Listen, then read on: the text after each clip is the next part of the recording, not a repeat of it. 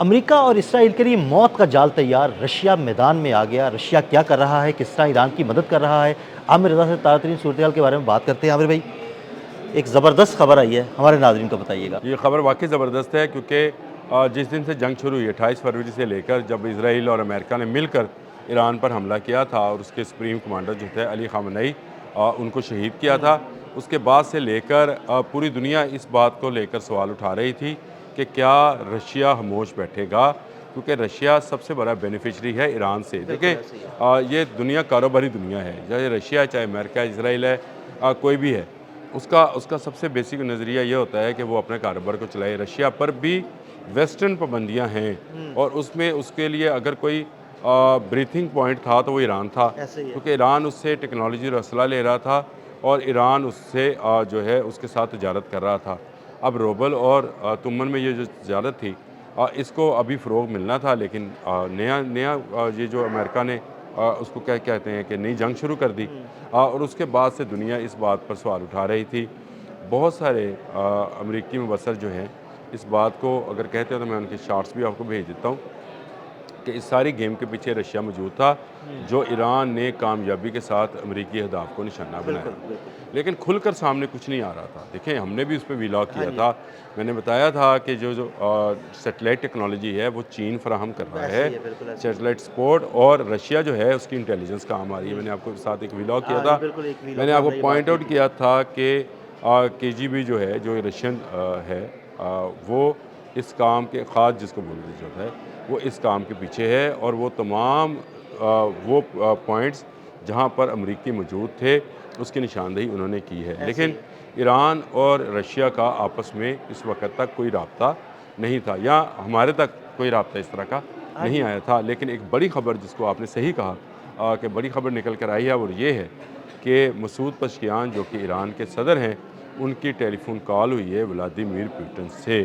یہ پہلا باضابطہ صدارتی سطح کا رابطہ ہے، اور میں آپ کو بتاؤں ابھی میں ایک پورا آرٹیکل پڑھ رہا تھا کچھ دیر پہلے ہی جس میں مختلف جو دفاعی تجزیہ کار تھے وہ یہ کہہ رہے تھے کہ امریکہ ڈونلڈ ٹرمپ یہ سمجھے کہ ایک مذہبی لیڈر کو ہلاک کرنے سے رجیم چینج ہو جائے گی، حالانکہ وہاں پہ حکومت جو تھی وہ مسعود پزشکیان چلا رہے تھے۔ یہ صرف مذہبی معاملات کو خامنئی دیکھیں، خامنئی کا فیصلہ آخری فیصلہ ہوتا تھا، لیکن جو حکومت چلانے والا معاملہ تھا وہ مسعود پزشکیان کا تھا۔ پزشکیان ہیں، عباس عراقچی ہیں، یہ وہ لوگ ہیں جو سیاسی طور پر معاملات کو ایران کا دیکھتے ہیں۔ فیس بھی ہے انٹرنیشنلی۔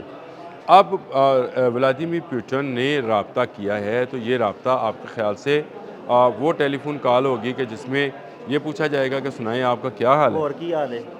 اب یہ تو نہیں پوچھا جائے گا نا، یہ بتایا جائے گا کہ آئندہ کی حکمت عملی جو ہے وہ کیا ہے۔ اور دوسرا، ولادیمیر پوٹن نے ڈونلڈ ٹرمپ کو ایک پیغام دیا ہے کہ میں ایران کے ساتھ رابطے میں ہوں۔ دیکھیں اس سے پہلے تو صرف کیا سرائیاں تھیں یا خبریں ایسی تھیں، انٹرنیشنل میڈیا کی خبریں تھیں کہ انٹیلیجنس جو ہے وہ استعمال ہو رہی ہے۔ بہت سارے امریکن جو تھے تجزیہ کار وہ یہ بات کہہ رہے تھے کہ اتنا ایکوریٹ نشانہ جو ہے وہ ایران کا نہیں ہو سکتا اگر اس کے پاس یہ معلومات نہ ہوں۔ جو اس کو کون فراہم کر سکتا تھا؟ رشیا، کیونکہ ایرانی لوگوں پر یہ ابھی بھی آپ اس کو سمجھیں، ایرانی لوگوں پر سعودی عرب اور مڈل ایسٹ میں اس طرح سے کڑی نگرانی رکھی جاتی ہے جیسے پاکستانی انڈیا چلے جائیں یا انڈین پاکستان میں آ جائیں، ایسی کڑی نگرانی جو ہے ان کی جاتی ہے۔ لیکن رشین مڈل ایسٹ میں بزنس بھی کر رہے تھے اور رشین جو ہیں ان کے فوجی عسکری مفادات بھی جو ہیں مڈل ایسٹ سے جڑے ہیں۔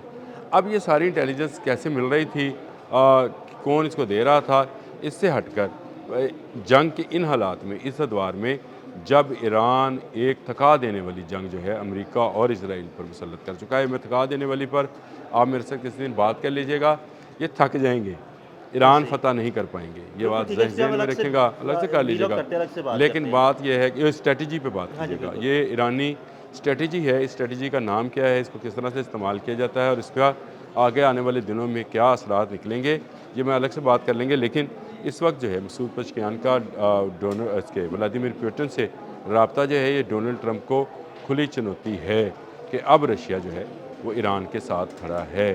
دونوں صدور کا آپس میں رابطہ ہونا اور اس میں جو ہے उनका ये कहना कि वो आने वाले दिनों में इसको मामलात को बड़ी गहरी नज़र से व्लादिमीर पुतिन ने कहा है, वो देख रहे हैं और देख रहे हैं कि ईरान जो है अंडर अटैक है, यानी ईरान पर हमला किया जा रहा है। ये वो मौक़िफ़ है जो चाइना ने अक़वाम मुत्तहिदा में अपनाया था, लेकिन व्लादिमीर पुतिन ने मसूद पज़ेश्कियान को फ़ोन किया है। तो इसका मतलब ये है कि दो सुपर पावरें इस बात पर तो आमादा नज़र आती हैं कि ईरान पर हमला हुआ है और ईरान का दफ़ा किया जा सकता है। देखिए बैनुल-अक़वामी तौर पर अब ईरान ये कह सकता है कि उसने जो भी कार्रवाई की, चाहे वो मिडल ईस्ट में की या किसी दूसरे मुल्क पे की, उसने अपने दिफा में की, क्योंकि उस पर हमला किया गया है।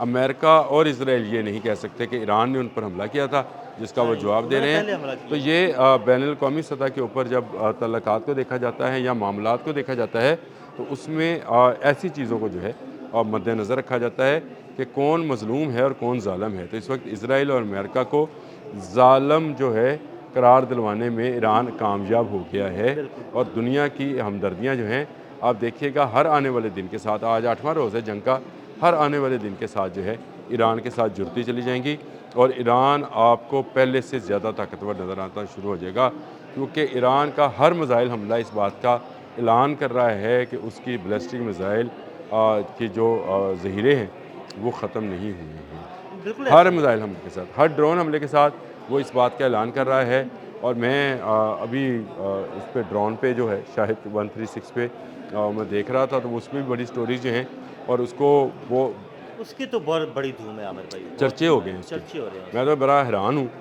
कि दुनिया जो है उसको इस नज़र से देख रही है। ये बात बिल्कुल इस बात को मैं ये समझ रहा हूँ कि ईरान आज भी अपने पाँव पर खड़ा है और ईरान जो है वो शिकस्त देने के काबिल है अमेरिका जैसी और इज़राइल जैसी बड़ी क़ुव्वतों को। और ये अगर समझा जाए तो नफसियाती शिकस्त जो है वो डोनाल्ड ट्रंप को हो चुकी है, और डोनाल्ड ट्रंप की नफसियाती शिकस्त का बेयन सबूत ये है कि आज के दिन तक रजीम चेंज के लिए ईरान के अंदर से कोई आवाज़ नहीं उठी और सब के सब लोग जो हैं नए पास जो सुप्रीम कमांडर हैं उसका इंतज़ार कर रहे हैं। जो कमेटी बनाई गई थी वो अपना काम कर रही है। आप इज़राइल ने आज एक जली वीडियो सी भी जारी की है, अगर आपने उसकी तस्वीरें लगानी है तो लगा दें। 3D इमेजेस जारी किए हैं कि ये वो बंकर है जिसमें अली हामनई थे। अली हामनई अपने घर पे थे, वो किसी बंकर में नहीं थे। अगर वो किसी बंकर में होते तो आज हम में मौजूद होते। वो शहीद किए गए और उन्होंने अपने वो कम्प्लेक्स जो उनका रहायशी कम्प्लेक्स था उसमें अपनी जो है उनका नवासा था, बेटा था, बेटी थी, दामाद था, उनके साथ जो है शहादत पाई है। ये जो बंकर वाली स्टोरी है ये इज़राइल किसी और को जाकर सुना दे कि वो एक बड़ा ही गहरा बंकर था जिसको तबाह किया गया है। आप अभी तक ईरान की कोई स्ट्रेटजिकली जो साइड है, साइड जो है उसको आप तबाह नहीं कर पाए हैं। तो आप अली हामनई को क्या करते? उन्होंने अली हामनई ने जो उनके मतलब पता चला है कि उन्होंने ये कहा था कि अगर आप 9 करोड़ लोगों को बंकर दे सकते हैं तो मैं बंकर में चला जाता हूँ, नहीं तो मैं अपने ऑफिस में काम करूँगा। तो ये उनकी शहादत की एक अज़मत है, उनकी अज़मत की एक निशानी भी है और वो शहीद किए गए हैं। और इस उम्र में शहादत देकर उन्होंने ईरानी कौम को यकजा कर दिया। बिल्कुल, बहुत शुक्रिया आमिर भाई ने तातरीन सूरत हाल के बारे में आपको आगाह किया कि किस तरह मसूद पज़ेश्कियान और रूसी सदर का रब्ता हुआ है और उस पर क्या बातें हुई। अदील अहमद और आमिर रज़ा को इजाज़त दीजिएगा। अल्लाह हाफ़िज़।